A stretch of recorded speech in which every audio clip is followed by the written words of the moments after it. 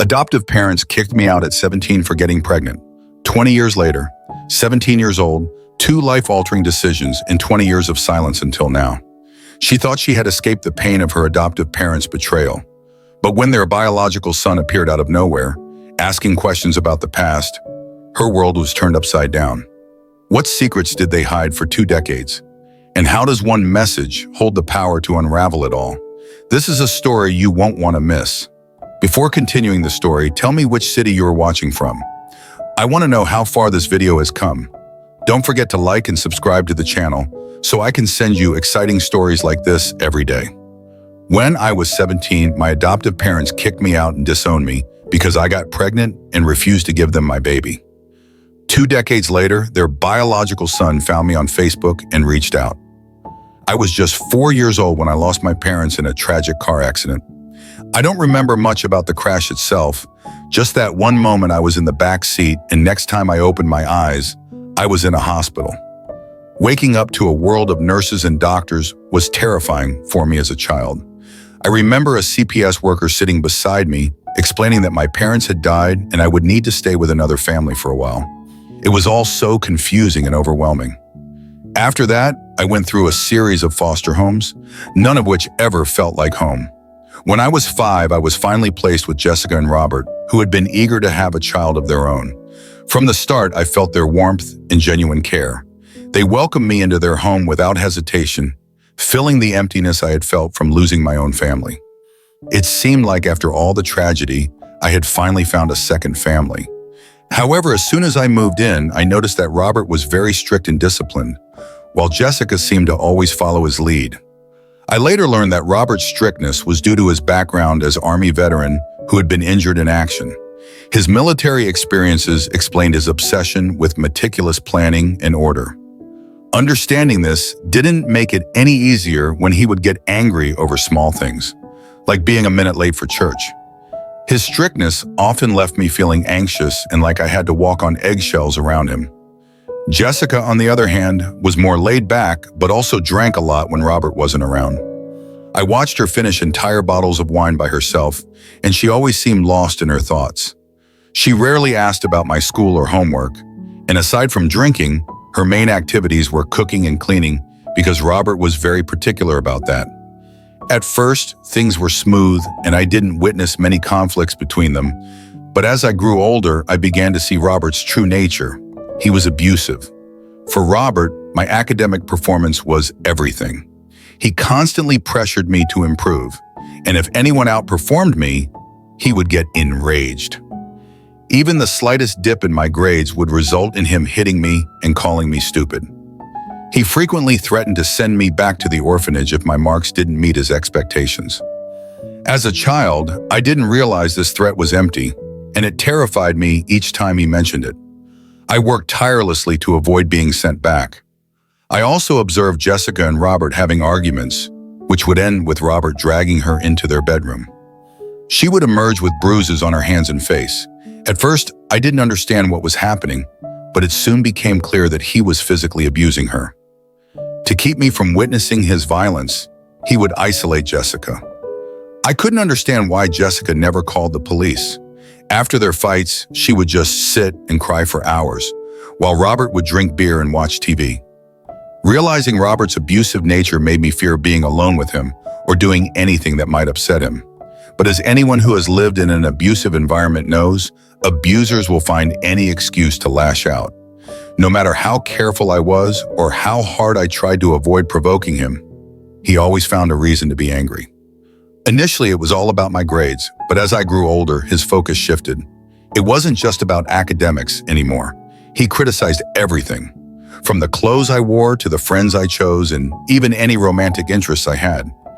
He insisted I come straight home from school, claiming that spending time with friends was a distraction and that they would amount to nothing.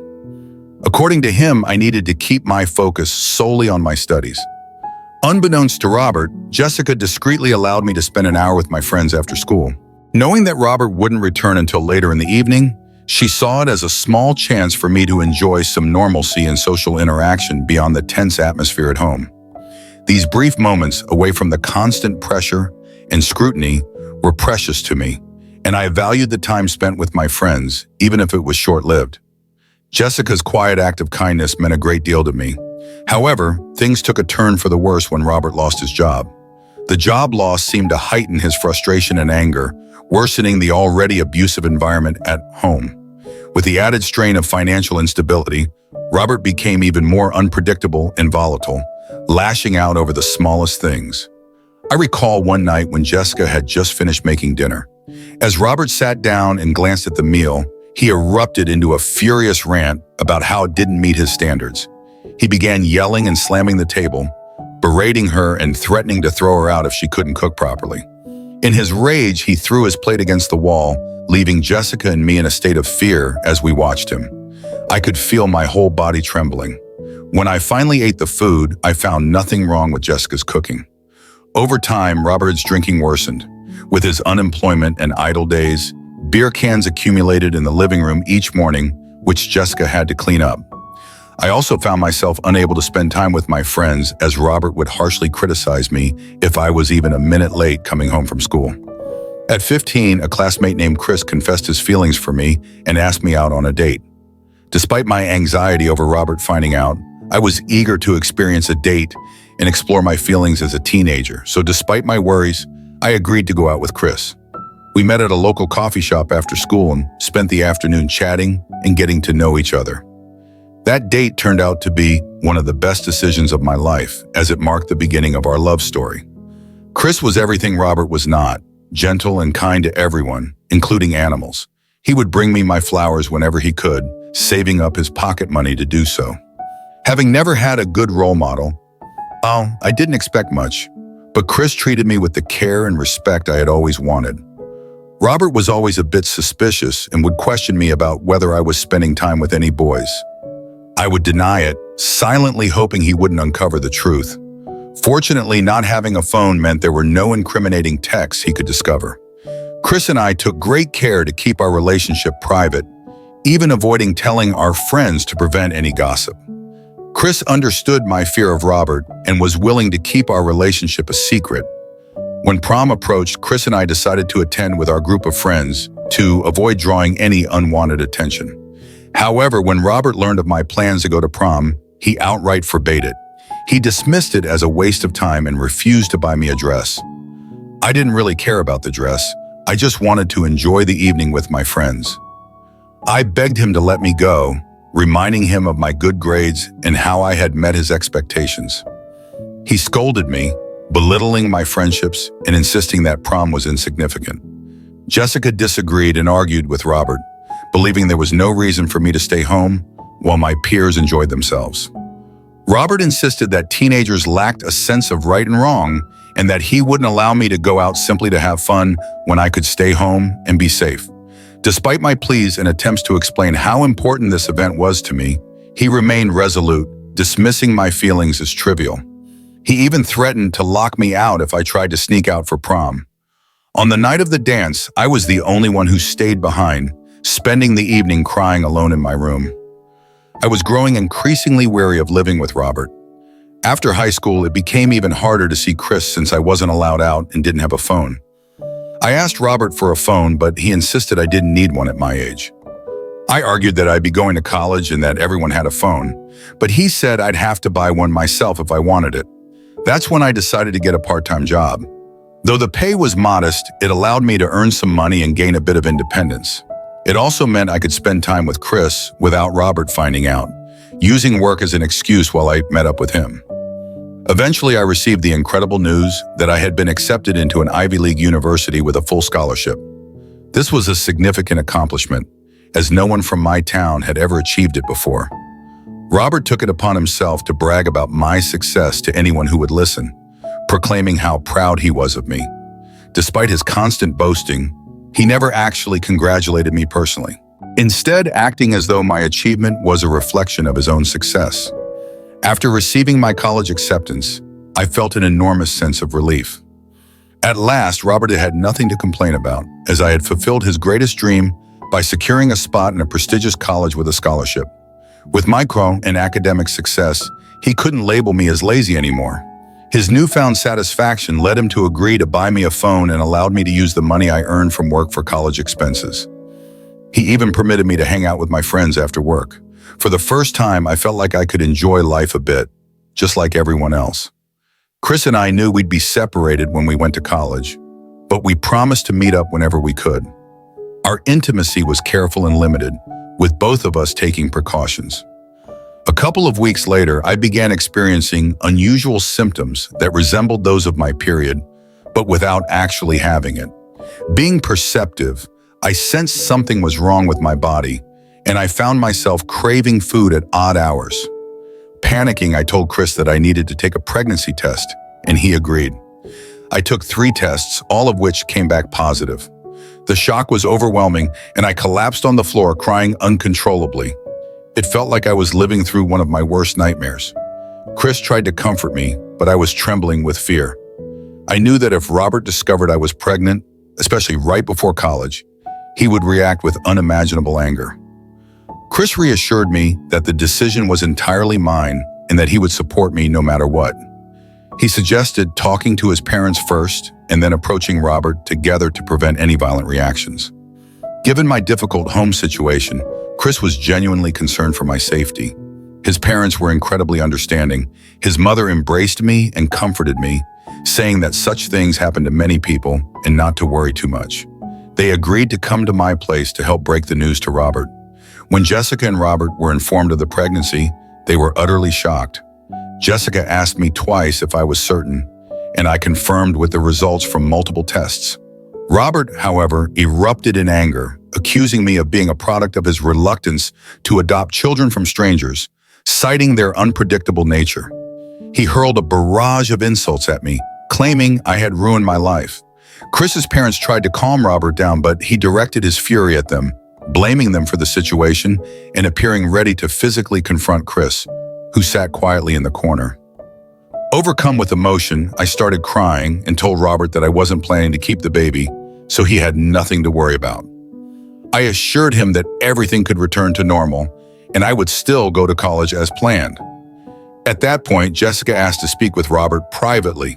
They left the room while I sat there crying and anxiously fidgeting. Chris's parents looked at me with sympathy. When Jessica and Robert returned, Jessica's words struck me like a tidal wave. She proposed that we didn't necessarily have to give up the baby, suggesting that I could carry the pregnancy to term and then transfer my parental rights to them. I sat there in stunned silence as Jessica stressed that the child was a gift from God and urged us not to consider other options. Robert supported Jessica's view, suggesting that this arrangement would be ideal, especially since Jessica was already pregnant herself. His words left me completely bewildered, and I struggled to grasp what he was proposing. Robert revealed that Jessica had only recently discovered her pregnancy and had kept it private while processing the news. With my own pregnancy, they now saw an opportunity to raise both children together as siblings. The shock of their suggestion left me speechless, grappling with the gravity of their proposal and the unexpected turn of events.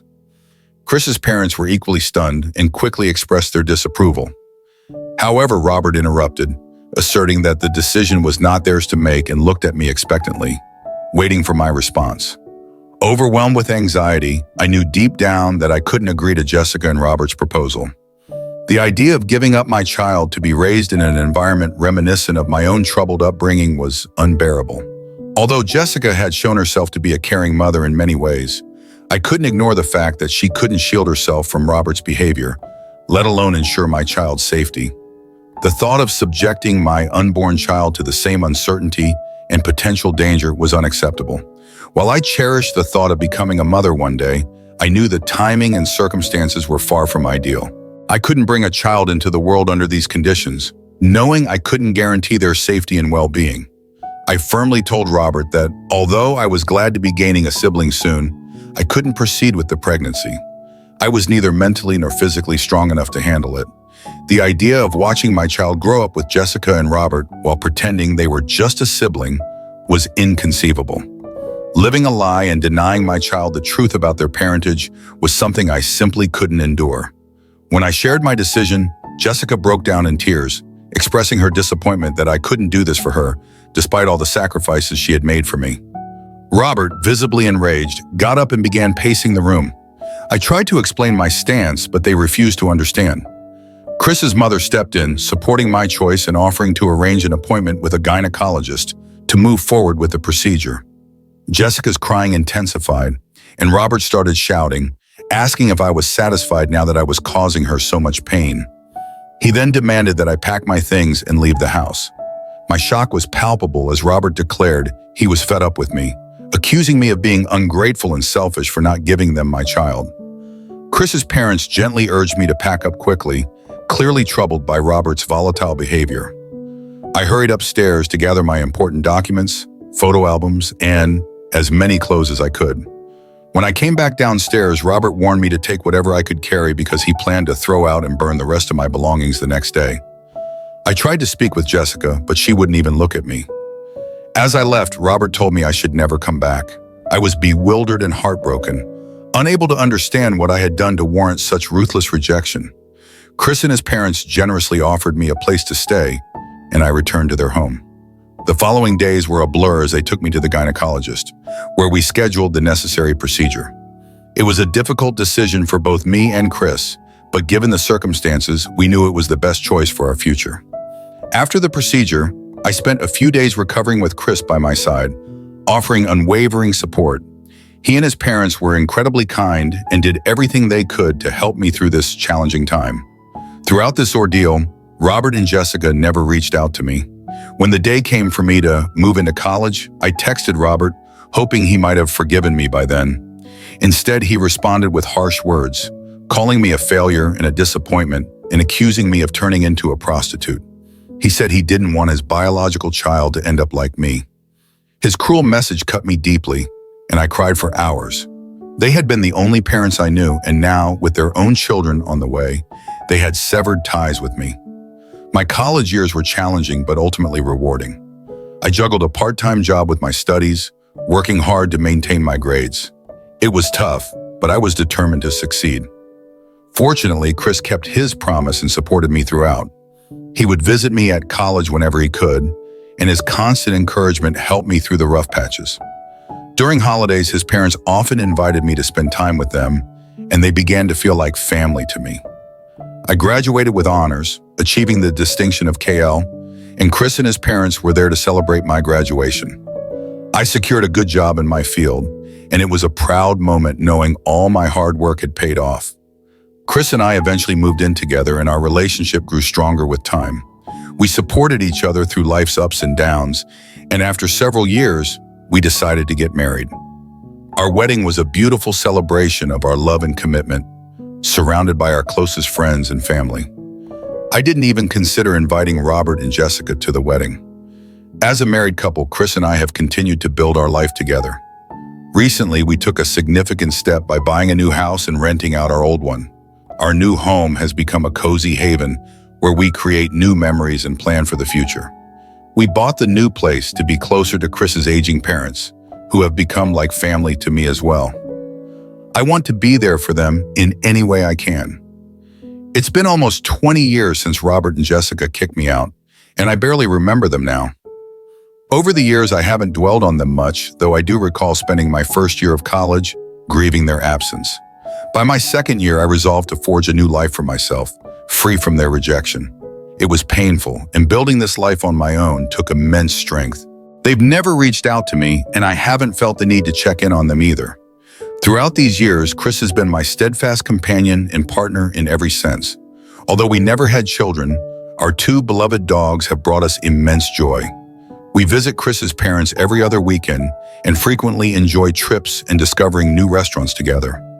Looking back, I feel that my life has turned out well, and I wish I could embrace my 17-year-old self and reassure her about her future. Recently, I received a friend request on Facebook from someone named Ryan with a surname that seemed familiar.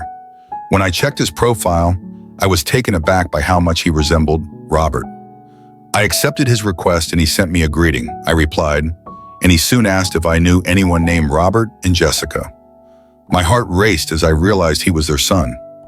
Nervous yet determined to be honest, I confirmed that I knew them since they had adopted me when I was 5. Ryan expressed a strong desire to talk if I was comfortable, so I agreed and gave him my number. When he called, the conversation started off awkwardly, but Ryan soon shared that he had always known about a child his parents had before him because he had seen my pictures in the family photo album. Whenever he asked about it, his parents would dodge the question.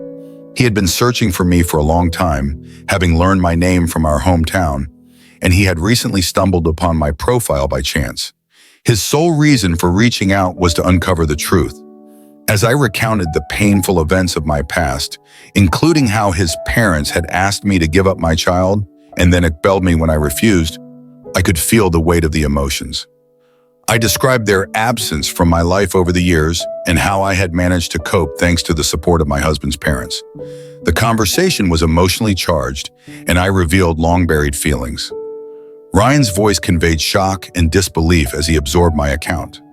After a period of silence, he told me he had no idea his parents had treated me so cruelly. He had always believed their story that I had left on my own accord. He thanked me sincerely for my honesty and apologized on behalf of his parents, expressing regret for the pain they had caused me. Since our conversation, I felt grateful for Ryan's effort to reach out and his understanding, which has brought me some comfort and validation. However, I worry about how Robert and Jessica will react when they learn that I've shared the truth with Ryan. Did I make the right choice in revealing everything, or would it have been better to keep silent? This feeling is hard to describe. While the conversation with Ryan helped ease some of my burdens, it didn't completely erase the worry within me. I've spent so many years trying to move past the wounds of my past, but now everything seems to have come back to light again. Perhaps I've grown tired of holding on to secrets, and sharing everything with Ryan has given me a sense of release, but it hasn't come without a cost. But what I've realized through all of these emotions is that I didn't do this to seek revenge or create more conflict.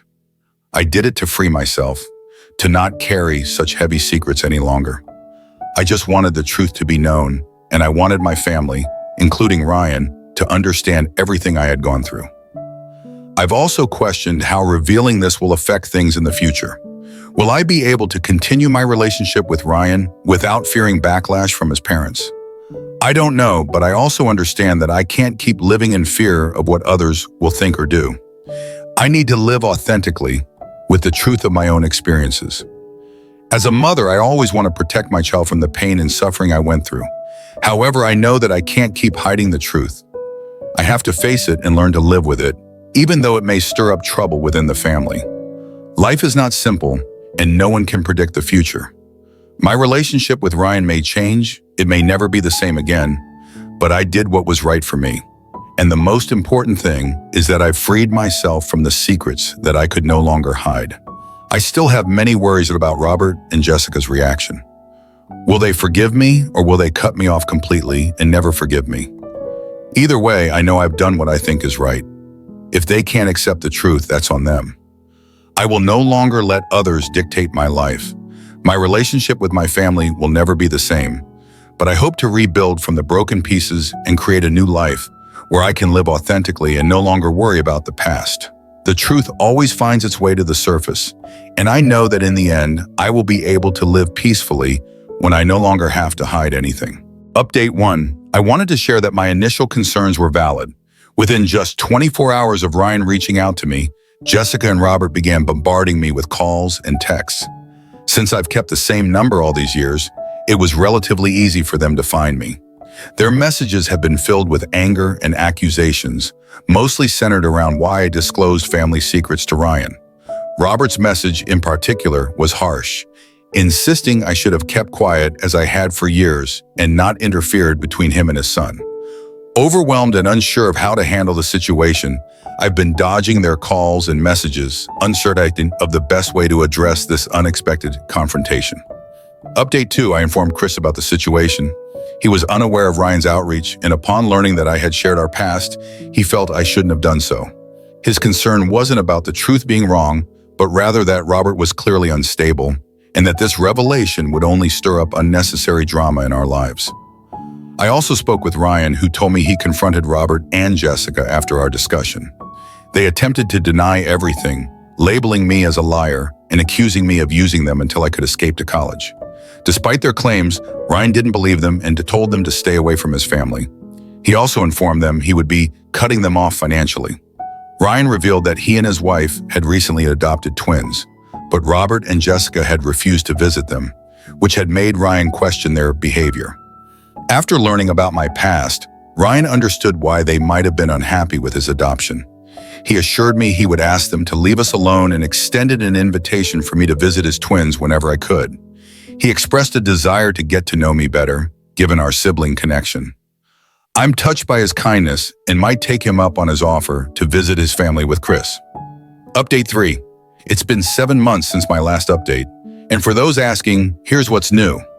I decided to block Robert and Jessica from all communication channels, which has stopped their threatening messages.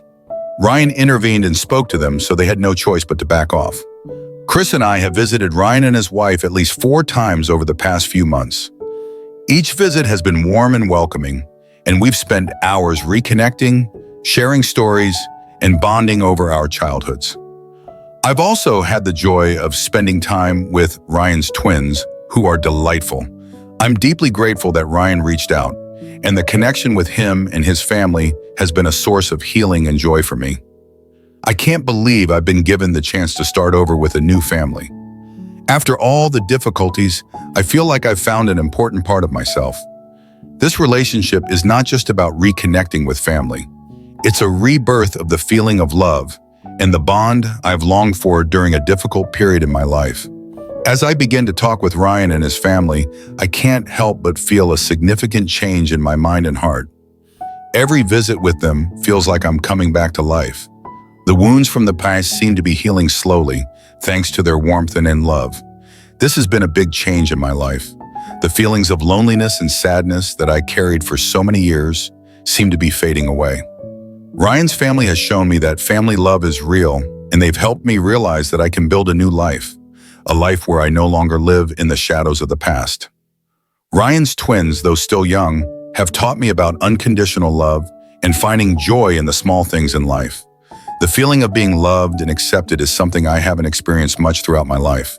But now I know that I've found a place where I truly belong. That not only brings me peace, but also gives me the strength to face future challenges. Although I can't change the past, I believe each step I take on this journey will help me heal more, mature, and move forward with confidence. My relationship with Ryan and his family will play a vital role in my life, and I feel incredibly fortunate to be able to share these precious moments with them. Life is never a straight path, but when we face challenges, when we are willing to open our hearts and love, we find joy and comfort even in the most difficult circumstances. This story is a powerful reminder that even in our darkest moments, life has a way of opening doors to new beginnings. The protagonist's journey isn't just about pain and loss, it's a testament to resilience, courage, and the ability to rise above unimaginable challenges. It reminds us that no matter how bleak the world may seem, hope is always there, waiting for us to embrace it. But let's turn the question to you. What would you do if you were in her shoes? Would you find the strength to face your past, let go of the pain, and carve out a brighter future? Or would you let anger and sorrow hold you back? Her story challenges us all to reflect on our own lives and ask, what choices would we make if faced with such trials? The emotions in this story resonate deeply, not just because of the pain she endured, but because of the rebirth and strength she found. From a girl rejected by her adoptive parents, she rose to build a life of meaning and peace. Her tears were replaced by smiles as she discovered a new family and an unexpected bond with her adoptive parents' biological son.